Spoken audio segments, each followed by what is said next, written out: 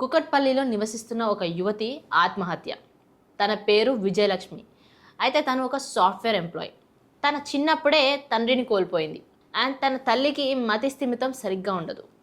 అయితే చిన్నప్పటి నుంచి విజయలక్ష్మి తన తల్లిని జాగ్రత్తగా చూసుకుంటూ పెరిగింది. అయితే ఎంతమంది పెళ్లి సంబంధాలకు వచ్చినా విజయలక్ష్మి పెట్టిన ఒక్క కండిషన్కి వాళ్ళు ఒప్పుకోలేకపోయారు. అదేంటంటే తన తల్లిని తనతో పాటు తీసుకువస్తాను అని చెప్పడం వాళ్ళకి నచ్చక వాళ్ళు పెళ్లి సంబంధాలకి ఓకే చెప్పలేదు.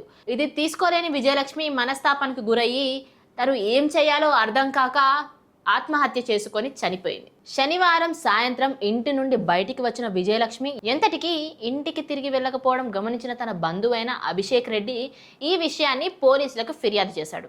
అయితే ఆ ఫిర్యాదును తీసుకున్న పోలీసులు గాలించడం స్టార్ట్ చేశారు. శనివారం రోజు నుంచి కనపడని విజయలక్ష్మి ఈ రోజు హుస్సేన్ సాగర్లో శవమై కనిపించింది పోలీసులకు. ఈ విషయం తెలుసుకున్న బంధువులు, కుటుంబ సభ్యులు దిగ్భ్రాంతి చెందుతున్నారు. అండ్ వాళ్ళు ఇంత చిన్న వయసులోనే ఆ అమ్మాయికి ఇలా జరగడం చాలా బాధాకరంగా ఉంది అంటూ చెప్పుకొచ్చారు. అండ్ పోలీసులు ఈ కేసు మీద అన్ని కోణాల్లో విచారిస్తూ ఉన్నారు. అసలు ఏం జరిగింది, నిజంగానే ఇది ఆత్మహత్య లేదా అంటూ పోలీసులు అయితే ఇప్పుడు విచారణ స్టార్ట్ చేశారు. అయినా తన తల్లిని వద్దంటేనే పెళ్లికి నో చెప్పిన తను ఇలా తన తల్లిని వదిలేసి చనిపోతుందని ఎవరైనా అనుకుంటారా?